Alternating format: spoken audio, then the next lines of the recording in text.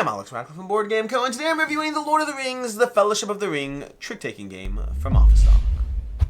The Lord of the Rings, Fellowship of the Ring trick-taking game is a 2 to 4 player trick-taking game, and yes, that name is actually really annoying to say again and again. Like, really, that every time I want to talk about the game, I'm like, yeah, The Lord of the Rings, Fellowship of the Ring trick-taking game. Or I could just say The Lord of the Rings trick-taking game, but that's not clear because they've already announced the Two Towers now at this point. The Two Towers is going to be coming out soon, which means if you say The Lord of the Rings trick-taking game, that's not good enough. If you say The Fellowship of the Ring trick-taking game, okay, granted, that's probably good enough. The Fellowship of the Ring trick-taking, I could just, yeah, I think I have to do it. The Fellowship of the Ring trick-taking game is a 2 to 4 player trick-taking game from Office Dog. It's a cooperative trick-taking game, very reminiscent to The Crew. If you've played The Crew, this is going to be very familiar. If you haven't played The Crew, this is going to blow your mind because, oh my gosh, a cooperative trick-taking game, that can be so much fun. The basic idea is you start by reading your adventure, and this is not campaign-based, it is progressive scenario-based. You dive into a particular chapter over here. When Mr. Bilbo Baggins of Bag End announced that he would shortly be celebrating his 11th birthday with a party of special magnificence, there was much talk and excitement in Hobbiton. Then you flip it over, and you have the specific chapter requirements. That's going to give you what you need to do to achieve victory. And this one over here is going to tell you the characters that are potentially in play, and the characters that must be in play depending on the player count. So for example, if you're playing a 2-player game, you'd have to play Frodo and Bilbo. That's these two over here. Versus if you're playing up to 3 or 4 players, you can add in these other characters as well on top of Frodo and Bilbo. And the goal is simply to accomplish each player's goal. What does it mean to accomplish each player's goal? Well, it means every player has a goal. The players have a goal of thing that they are trying to do. For example, Frodo is trying to win 2 or more ring cards with 4 players, and we have the other side over here, with 3 players trying to win 4 or more ring cards over here. So let's pretend we're playing a 3-player game. Let's make this simple. Let's do Frodo, Gandalf, and Bilbo. Let's remove Pippin because, I mean, who else would you remove? Then we have Gandalf. Gandalf has to win 1 or more tricks, Frodo has to win 4 more ring cards, and Bilbo has to win 3 or more tricks. At that point, I'm going to roughly divide up the cards over here, just giving all the players roughly. I'm not going to do this properly. You would deal out the cards to the players. You're going to have an extra card tucked underneath this board over here, for this one over here, tuck that. That's our lost card, which can be relevant for Gandalf, who has the setup ability. Add the lost card to your hand, and then exchange with Frodo. So we're just gonna do a bunch of stacks of cards for the sake of simply showing you how this plays. You would actually deal them out properly. I'm gonna look at my hand over here. Let's see if Frodo has the 1 ring, because right now, in order to be Frodo, Frodo's gonna be the character who has the 1 ring, which means we're gonna swap hands over here, and it's gonna be this hand is going to be Frodo. So we have the 1 ring. The 1 ring defines Frodo, so that hand of cards goes to Frodo. Then we have Gandalf here, win 1 or more tricks, and then we have win 3 or more tricks. So Frodo's going to go ahead and start. You lead the first trick. We're going to play our card, keeping in mind that, again, Bilbo wants to win 3 or more tricks, Gandalf wants to win 1 or more tricks, and Frodo wants to win the 1 ring.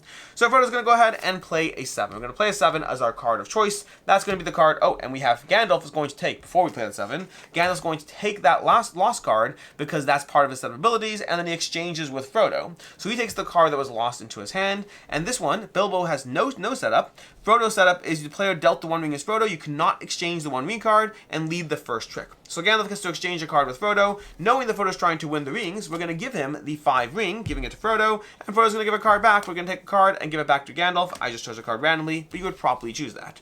Frodo at this point is going to start. You cannot start with ring cards, so let me find that 7 I was going to play. We'll play the 7, and now we go to Gandalf. Gandalf has to play red if they're able to. Again, this is cooperative. We are working together. Gandalf's going to go ahead and play a high card to get rid of that, because we have to win 1 or more tricks, but we're not too worried about it, and we'll have Bilbo play that. There you go. That was a set of cards. Now keep in mind, as you do this, Frodo's going to play the next trick because he won that, but keep in mind that as you do this, Gandalf needs to win 1 or more tricks, Bilbo needs to win 3 or more tricks, and Frodo needs to win the ring cards. So Frodo's going to pass control. We still have that 8 if we need it. We got some other red cards. We're going to pass control to the players. We're going to play a 1. So we're going to intentionally play a 1. Gandalf's going to try to take control. Actually, Gandalf's going to play a 2 and let Bilbo take control, knowing that Bilbo has to win 3 or more tricks, so getting him control early would be helpful. That also allows Bilbo to play a 4. Winning with a 4 is awesome. Not only did he win the trick, that gives him one of his things he needs to do, but he gets to start the next trick, and he can start it with whatever high card he has over here. We'll start it with that 8 over here.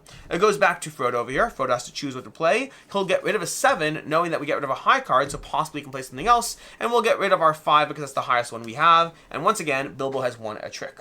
It goes back to Bilbo. Bilbo's going to start the next thing. He's won his second trick, and now he knows he can play a 6, and he knows he can guarantee the win because the 7 and the 8 are gone. Back to Frodo. Frodo can't follow that up over here, so Frodo's going to get rid of a different high card. Well, we need to take control at some point, so we won't. We'll get rid of our 8 over here of hills, because we're breaking suit because we have to break suit. We don't have any mountains. It goes to Gandalf. Gandalf can play into mountains. We'll get rid of a 1, and Frodo has won his third trick, or Bilbo has won his third trick.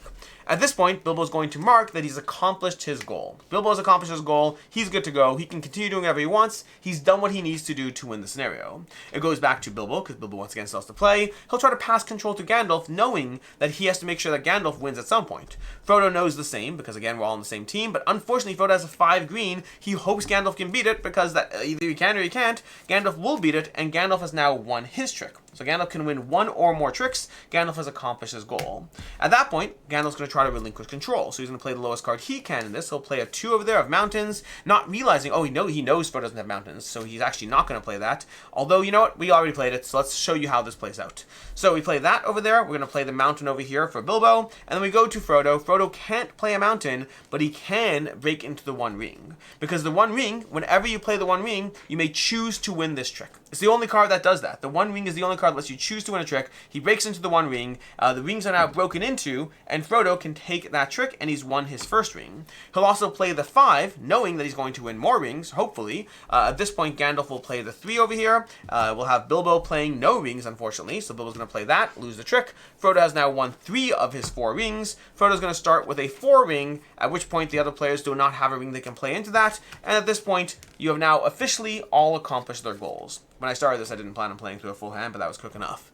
That's the basic idea. The players are trying to play with the hand they have. You don't know what other players have, you know what you have. You're trying to work with that information to accomplish your goals, and it'll start off nice and easy as you saw over here. You have simple goals, they're pretty straightforward, but then things will ramp up. Across a whole bunch of chapters, you're going to be going through the first 12 or so, I believe, are pretty straightforward. Once you ramp up into the 13 to the end over there, you're going to start playing through long chapters. Well, let's start with the basics. I'm not going to tell you all the stuff that happens. I'll leave that mystery to you to a degree. But things will happen along the way that will give you different challenges. New decks of cards will be added. New players and characters will be added. New goals will be added, all giving you small tweaks and adjustment to how the game plays. Once you ramp up to chapter 13, though, you're going to start playing through long games. Long games are where you have to play through a sequence of multiple characters. So you might be playing a 3-player game, but you might have 7 or 8 characters in play, and you have to win. You have to go through all of those characters, winning with all of them or accomplishing all of their goals, and if you don't, you potentially have to reset, although sometimes there's a little bit of a grace to how you can fail once or something like that. There's things you can do, but basically you're playing through these much longer arcs as opposed to a single gameplay session.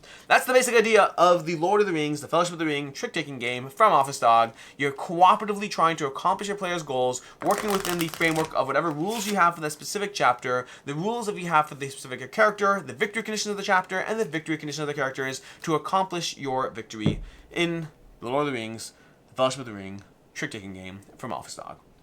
Which brings me to our review of what I like, don't like, all of that stuff.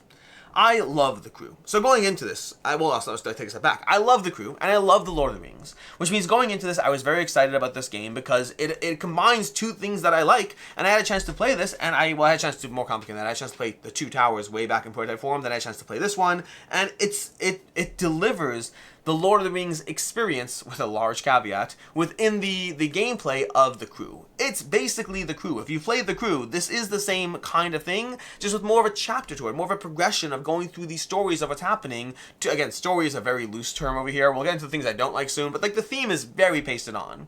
There are specific chapters and moments where the theme comes across a bit more, but even then, it is very marginal in terms of how the theme is integrated. There's fun little moments. Oh, it makes sense that, Frodo has, I don't want to say certain things too, but there's things, I'll say it, whatever, it's not a big deal. Frodo has his mithril, whatever, Frodo has his mithril, or you're trying to cross the river in this particular scenario, but all of this is very loosely pasted on theme, so that's kind of the things I don't like, or the things you might not like. But as far as the gameplay is the gameplay of the crew. It's a very satisfying puzzle that gets increasingly complicated. It works better at higher player counts. There's a 2-player way to play, but honestly, I wouldn't recommend that at all. 3-player is pretty good. 4-player is the best. I find that 3-player allows for a bit more control. 4-player is a bit more of a puzzle in terms of trying to figure out who has what, because 3 players, if I don't have it, it's one of you 2, versus one of you 3, that's a full 50% more people who could have the cards that I don't have. That changes that up, and it's a nice challenge to have. But the gameplay overall, it's fairly accessible. It has that sense of accomplishment and teamwork. You will be dealt times or hands where it's just not going to work out and you reset, but it takes 2 minutes. You just reset, go from there, or it usually takes 2 minutes. The tricky part is once you get up to those longer chapters, that's when losing can be a little bit deflationary. When you're trying to go through 7 or 8 characters and you finish with a bunch of them and then you happen to get stuck in a bad hand and you've already used up your free loss, those moments can be a little bit like, okay, I guess we'll play through the entire chapter from the beginning and try to do this all again. Like, that can happen, but for the most part, it's a fast game that gives you a strong sense of cooperation, a decent challenge. It's not the hardest challenge, but it's enough of a challenge that I find myself engaged as I play through it without being so over the top that I find myself completely punished, which makes sense for a game like this because there's only so much control you have over the hands that are dealt. It has to be within a range where you can kind of find that victory regardless of the hand you're dealt, which means that it falls into a nice difficulty range is ultimately what I'm saying. So overall, it gives me the world of the Lord of the Rings. It gives me the gameplay of the crew, and it does so while giving me a generally good game that gives me, again, the gameplay of the crew. It's a fun game that I enjoy playing through. I've played through the whole thing at this point, and it's been fun the whole way through. You can obviously replay it. Well, I should say obviously. You can replay any scenario at any point. This is, it's not a legacy game. It's not a campaign game. It's just unlocking chapters as you go through it. So that's kind of all the good. Cooperation, trick-taking, a good theme, and a good implementation. The bads for this one is, it's complicated because I'm going to rate this pretty favorably. But the bad is still the bad in the sense that I'm not getting rid of the crew. I'd rather play the crew. Well, more specifically, I'd rather play the crew mission Deep Sea. That's the one I'd rather play. I think my ranking orders at this point would be the crew mission Deep Sea, the Lord of the Rings, Fellowship of the Ring, trick-taking game from Office Dog, and then the crew mission Space Nine, whatever the original crew was. That would be my ranking order. But the missions in the crew mission Deep Sea, and again, it's hard not to compare these two games. They are basically the same structure of gameplay, just a theme was put onto it. But the crew is such an accessible game, and you can dive into any scenario, any complexity, any difficulty at any point, and the lack of having a typical progression. You could go through the crew in a progressive order, but the lack of needing to do that does mean that you can just jump in anywhere at any point and have fun. This one kind of has that chapter aspect, but it also means that I find it less interesting to go back and replay things now that I'm finished, especially now that I know the Two Towers is coming out and probably one after that as well, which means I have more games in this to dive into. Sure, I could go back and play that one scenario, but it feels slightly, and this might just be a me thing, it feels a little weirder to go back to a specific scenario in this, contrasted with picking up a random game of the crew. So overall, in that sense, I prefer the crew. Past that, in terms of the theme is nice, but it is very pasted on. The crew's non-existent, but I almost prefer that as opposed to having like the story card and then I have to find the specific characters, because that's another thing, by the way. Hunting through it to play any particular scenario at any point, you have to like riffle through your characters and your things that you need and the specific elements. It's not super complicated, but when I think of this versus the crew, I'm just like, the crew is just so easy to pick up and play. This I'm playing for the sake of playing it through to completion because I like it and I like the universe of the Lord of the Rings. But if I just want a easy game to play, I think I prefer the crew overall. I know this is not a review of the crew, but it is a review of a game that is nearly identical to the crew. I'd call it basically the crew with a theme on it, and that makes it very hard not to have my opinion of the crew filter into my opinion of this game. So overall, as far as final thoughts go, I like this game. It's a good game. I've played through the whole thing, and if you want to play with me at any point, I'd play a scenario with you. But also, I think I'm also good to go on this one. I don't think I need to keep it. I am for right now. We'll see, because maybe I'll dive back in soon. But with more stuff coming out in this universe, I have the game I'm going to play for the one-shot, which is the crew. I've played through the campaign. I don't have a desire to start it over from the beginning, because the first half is way too simple at this point, because I've already done it. Maybe I'd keep it for those. I think part of why I'm keeping it is because I don't know. I've only just finished it. Maybe give it, a few months and I'll want to dive back in. Maybe with a different group of people and a particular Lord of the Rings fan in the mix, maybe I'll want to play it again. And it's a small, tiny box, so it's not taking up a lot of space on the shelf in that sense. So overall, final thoughts-wise, I don't think I did the rating. Rating-wise, I'm giving this a 4 out of 5. It's a very good game. The only thing that is really a ding against it is the game that it is mimicking. Ultimately, I think is the game I prefer to own if I could only have one. And that's the only real ding against this particular game. Outside of that, as far as recommendations, I think it's pretty clear, but I recommend the crew. The crew, specifically Mission Deep Sea, is the one that I recommend first. And then if you want a cooperative game in the Lord of the Rings universe that I think does give you the thematic feeling of it and not just feeling pasted on, check out The Fate of the Fellowship, the pandemic-like Lord of the Rings system from Matt Leacock and Z-Man Games. In any case, until next time, I'm Alex Radcliffe from Board Game Co. I hope you found this review helpful, and as always, I hope you have a good one.